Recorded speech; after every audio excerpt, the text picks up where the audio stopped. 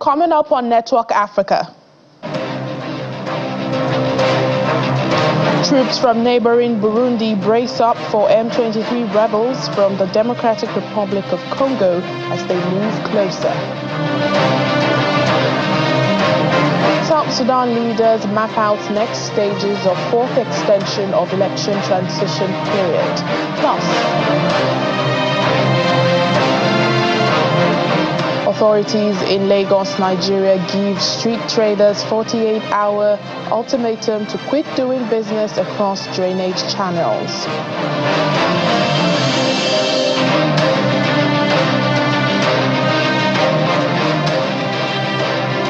Hello and welcome to the program today. I'm Layo Olarinde in Lagos. We begin in the Democratic Republic of Congo. Troops from Burundi are deploying in Eastern Democratic Republic of Congo as M23 rebels approach the town of Uvira. Uvira is located on the northwestern tip of Lake Tanganyika, and that's opposite Bujumbura, the economic capital of Burundi. M23 rebels recently seized both Goma and Bukavu cities, two major cities in the DRC, giving them a strong foothold in the mineral-rich region since taking up arms again in late 2021. It is the most recent outbreak of violence in a country that has endured about 3 decades of unrest and war, claiming millions of lives and displacing millions others.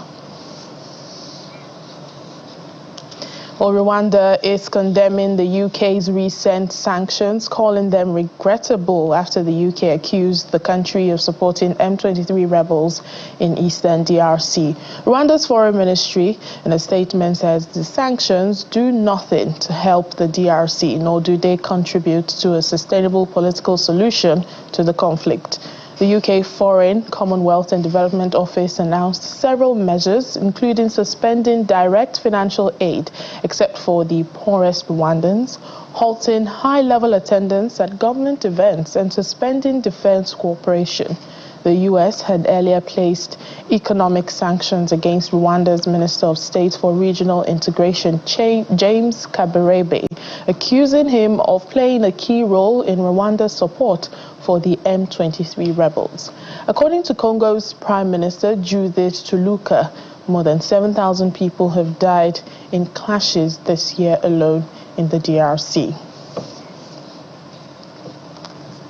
Meanwhile, 62 soldiers of the Armed Forces of Congo are facing trial for allegedly abandoning their posts and committing crimes against the civilian population, including theft and rape. The military personnel who were deployed in North Kivu to fight M23 militants were arraigned at the Musienene military court on Tuesday. The Armed Forces spokesperson speaking on the development stated that the personnel have disgraced the army, firing aimlessly in the city while the enemy remains distant. International Criminal Court prosecutor Karim Khan is calling on armed groups involved in the fighting in eastern Congo to comply with international law. Away from the DRC, participants at a political meeting in Juba, the capital of South Sudan, have laid out their plans for the next steps in the fourth extension of the country's ongoing transitional period. This is coming after political, security and civil society leaders ended a 3-day consultation, culminating in the signing on recommendations. Speaking at the forum, Special Representative of the UN Secretary General and the head of the UN mission in South Sudan, Nicholas Haysom, issued a stern warning that time is running out to organize credible elections in the country. To push the process forward, key actors and stakeholders focused on 3 key areas: finalizing the transitional security arrangements, advancing a permanent constitution, and also electoral preparations. Co-hosting the event were the African Union, the Intergovernmental Authority on Development, IGAD, and the International IDEA. There are many who argue that the failure up to now can be attributed to the failure of the international community to provide funds and resources for the elections.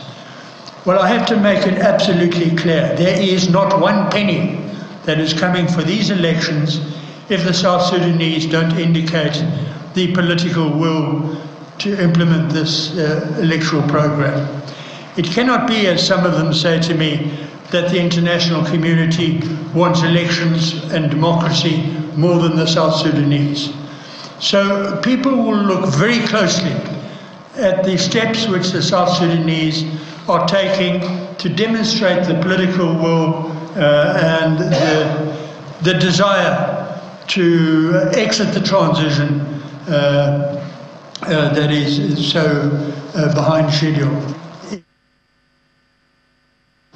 Back here in Nigeria, the Lagos State Commissioner for the Environment and Water Resources, Mr. Tokunbo Wahab, has ordered traders occupying the walkways of the newly constructed drainage channels to vacate the space in the next 48 hours. Mr. Wahab, who led state officials to inspect Lagos Island and Oyigbo Market, appealed to the traders to move into stalls instead of displaying their goods on the roadside, thereby exposing themselves to dangers. The enforcement exercise by the Lagos State Ministry of Environment and Water Resources commenced from Outer Marina, where the government is reopening a drainage channel to discharge directly into the lagoon. We had a collaboration with federal government, so the contractor is back to site, and you can see he's trying to just open up that channel to discharge into the lagoon, so that's ongoing.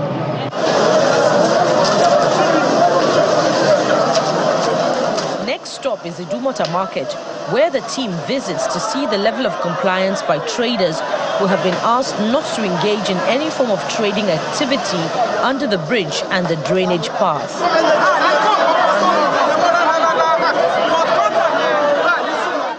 You were with us some weeks ago when we came, and what we saw under the bridge was such that we had to stop it right there and then. So we served notices that they had built and they kept building and selling on the Idumota channel. So we had to clear everything. Also took time to clear out under the bridge where there were a lot of activities illegally going on.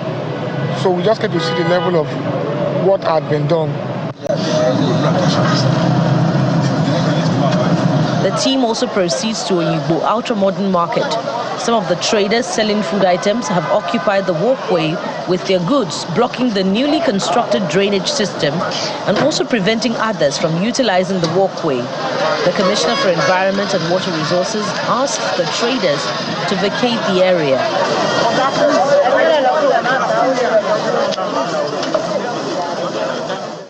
Unfortunately, all the road network, the passage for water, the walkway had become or had been turned into markets. So we had served them notices yesterday. So I said, let me come and appeal to them one-on-one, like one-on-one advocates, to beg them, so to say, that please leave this. You can't be selling on this walkway. You are virtually blocked the newly constructed drainage system, collector. Hopefully they will listen, they won't come back there tomorrow, hopefully. But we have our contingency plan in place to enforce if this carrot dangling fails. Nature knows nobody. So let us prepare for the rains. Let us be of good behavior. Let us not drop our waste in the drainage system. Let us not clog it. The government will keep providing the infrastructure for you. Let us stop using styrofoam. Let us start preparing to phase out single-use plastics. Eco Hotel Zenith Roundabout and its environs is the final stop, which is gradually being turned into a market. The Lagos State Ministry of Environment and Water Resources has asked the traders to move away from the area and desist from any act of illegal trading in an open space. Welcome back to the program. Let's pick up on our conversation with Dr. Lillian Ochayi. She's a public health physician on the hazards of, traders hawking their goods on the road. Dr. Ochayi, good to have you. Thank you for speaking with us on the program. Thank you so much for having me. Now, we know there are a lot of hazards, one being accidentally knocked down by a vehicle. This is for traders on the roadside. What other hazards would you say they face when they stay on the road? They actually are exposed to a lot of things, just being on the roadside, their lives, are at risk. And also these traders, especially on these drainage channels and, close to the roadside, it also poses a lot of health risks, has effects on their health long-term and even short-term also. Being in this environment and also even just improper disposal of waste into these drainage channels also over time lead to clogged up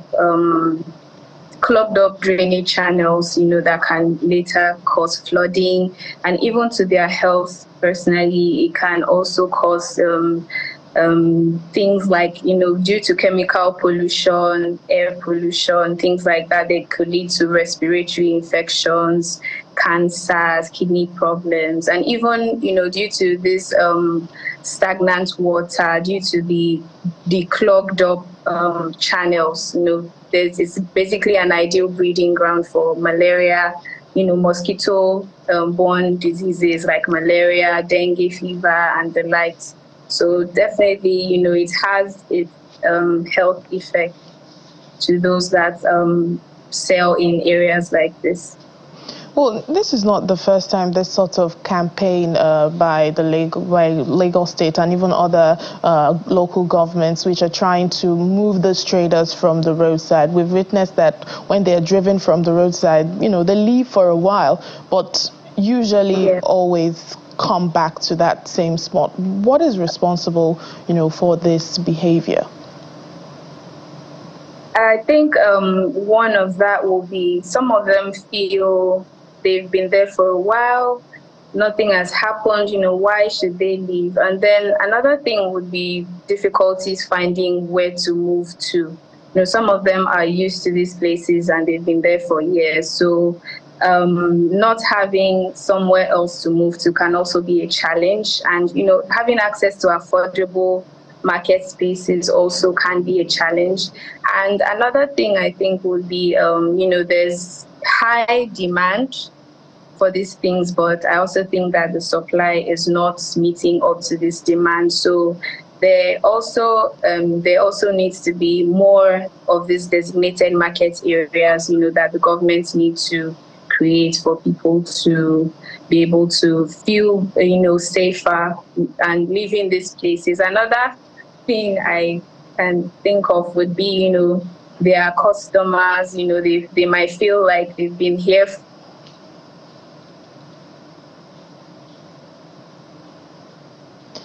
It seems that we're having network troubles with Dr. Ochayi. That was Dr. Lillian Ochayi, a public health physician, speaking to us about the hazards and dangers of roadside traders. So thank you, Dr. Ochayi. Let's move on the program. The conversation on energy transition as it concerns fossil fuel exploration and production has once again triggered various opinions regarding its application. At the Nigeria International Energy Summit that's holding in Abuja, participants, including the OPEC Secretary General, the two Ministers of State for Petroleum, Oil and Gas, the GCEO and NPCL, are all discussing ways to connect the global investing community with the potential of Africa's oil and gas resource. Our correspondent, Olu Phillips, reports. We're also joined by the Nigerian International Energy Summit, a federal government-backed convocation, opens officially in this power-packed room of both national and international captains of industry, chief executives, ministers, highest-ranking government heads in oil and gas endeavor, the OPEC Secretary General, the APO Secretary General, investors, producers, the list just goes on. The lever driving the discourse is how to bridge continents by connecting investors globally with Africa's energy potentials. Unlocking the full potential of this continent's great potential is a priority for OPEC. And that's why I'm here. My team are here, and we will continue to work closely with the Nigerian government and our other African members to unlock this potential. We anticipate at OPEC a very bright future for Africa's oil industry, with substantial opportunities for growth. With an abundance of natural reserves, the continent is home to 5 of the top 30 oil-producing countries, and its proven oil reserves amount to around 120 billion barrels. In addition, we all know and we see the young and vibrant population in Africa. Therefore, it's judicious to discuss how we can unlock the potential that this great continent brims with. Nigeria puts up this strong footing, establishing its size in resource, opportunities, and its resume in the industry so far. The government is also attracting investment in LNG, CNG, and gas to chemicals. By fostering a business-friendly environment, Nigeria is building a sustainable gas ecosystem that drives industrialization, job creation, and energy security. All of you seated here, if you want to invest in any country, the global norm is that you go to any country you want to invest at will, and also have the privilege to divest at will. But where that is not the case, that will be a major fundamental disincentive to investment. So when this president came, the story was like that. But when he came as a businessman, he changed the narrative. Today, I'm very proud to announce, and this is just an addendum to what the permanent secretary has said, under the leadership of President Bola Ahmed Tinubu, Nigeria has shown readiness for business. And that is why 4 major divestments that were pending before had been completed. The jury is out. Fossil fuel will remain significant in the global energy mix. Africa, and indeed Nigeria, is poised to develop its resource in strong pushbacks to ambitious narratives suggesting otherwise. The transition conversation has brought something else on the table. That gas is the transition fuel. For us, it's not just transition fuel, it's the alternative that we have. It's a better alternative, not just a transition fuel. We know today in our country, over 70% of our countrymen don't have access to clean cooking fuel. This is true. And of course, access to electricity is about 50% of our population. So there is so much space there that gas can fill. And that's why this country has taken the next step, which is to building the necessary infrastructure, creating the necessary framework, creating the necessary fiscal incentives that are required. Reforms, free entry, free exit, favorable executive orders, infrastructural development within and across the region are some of the cards Nigeria has put on the board as bargaining chip to woo global investors. The enactment and implementation of the Petroleum Industry Act, the PIA, has also strengthened the regulatory framework of our energy sector.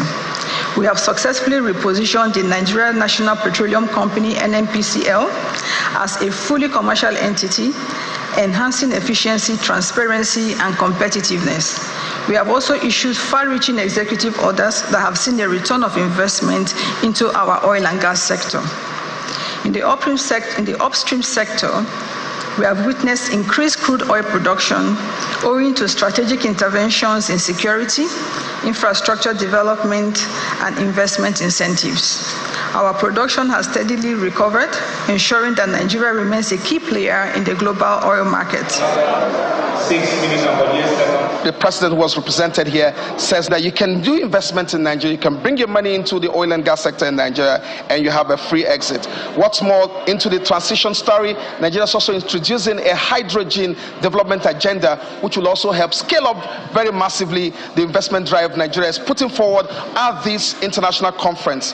From Abuja, where the Nigeria International Energy Summit is holding, Olu Phillips, Channels Television News.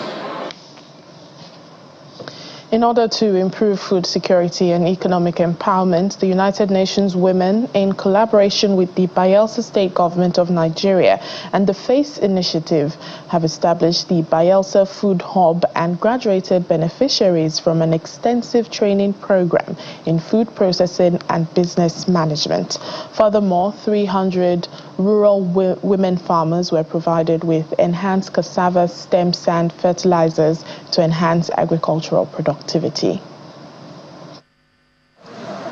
Bayelsa State is gearing up for agribusiness, and the UN Women, through its support for Rural Women program, has equipped 300 women with skills in food processing, business management, and sustainable farming practices. The newly established Bayelsa Food Hub is designed to provide women and girls with a well-equipped facility for food processing to boost food security in the state. Bayelsa is able to feed itself and exports worldwide when it comes to seafood. So because of that, the Food Hub was established so that we can take advantage of the comparative advantage that we have with our water bodies, with the ocean, with the seas, with the rivers, creeks, lakes, ponds that we have in Bayelsa, and use the resources that is in those water bodies to bless ourselves and also to make money for ourselves. Bayelsa women leaders at the event urged beneficiaries to maximize the opportunities presented by the program. This training is not for you to sit back, it's for you to teach others. Go to the various local government, meet the legislators, meet the commissioner. How are we going to do this thing? We will gather the women and we teach not only the women, our children. The project strategist underscores the transformative impact of empowering rural women. We've moved women from a point of just doing trade to having a structured business. And you know that this will allow them have more access to finance, will allow them become bankable. It also helps to drive financial inclusion. It also helps to drive women empowerment. It helps to reduce the rate of gender-based violence, because when these women are actively involved, in a useful trade, it reduces the chances of total dependency on women and making them vulnerable for, sexual exploitation. Expressing her support for the initiative, the wife of the Bayelsa State Governor is optimistic that their new businesses will help stabilize food prices in the state. So the women of Bayelsa, the time to stop sitting idle is over. The time to fold your hands and look for help is over. Now we have been given the net, not the fish. Take this net into the deep and fish out for yourself, and all of us will be happy. Prosperity will be for Bayelsans. While the UN country representative to Nigeria and ECOWAS highlights the importance of investing in women. We have not just focused on one group of women, we have touched different groups of women. We are going to have more food in Bayelsa. With the fact that we have the processing units, we are going to reduce food wastage, because it is recorded that 40% of food in Africa is lost through post-harvest. So we have bridged the gap, the planting and the harvesting, the processing and the marketing. So it's a whole value chain that we are looking at. For the beneficiaries, the training is a life-changing experience. I'm so excited, For this season, it's cassava is very expensive, and for government to come up with something like this to empower the women, I feel so excited, and I'm very happy. And I want to pray that they should continue it, because we, the women, we are happy, we appreciate it, and we are going to make a very good use of it. It has been an eye-opener, and I am very grateful to the Office of the United Nations Women and the First Lady of Bayelsa State. Thank you so much for finding us worthy to be part of this program, and we know that with what we have learned, we'll be able to keep the flag flying. The event ends with the official distribution of cassava stems and other agricultural inputs to the beneficiaries, marking a new phase in their journey towards economic self-sufficiency. Russia's Minister of Economic Development and his counterpart from Guinea-Bissau have signed a memorandum on the creation of a mechanism for consultations on trade, economic and investment cooperation. The document went into force at the MOU signing, which took place in Moscow, the capital of Russia. The term of the memorandum is 5 years, and the goal, in part, is to encourage business initiatives and facilitate bilateral socio-economic development. The states will also set up working groups to coordinate the ministries of economic development of Russia and Guinea-Bissau.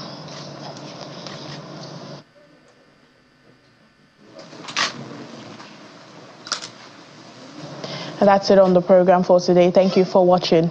I'm Layo Olarinde.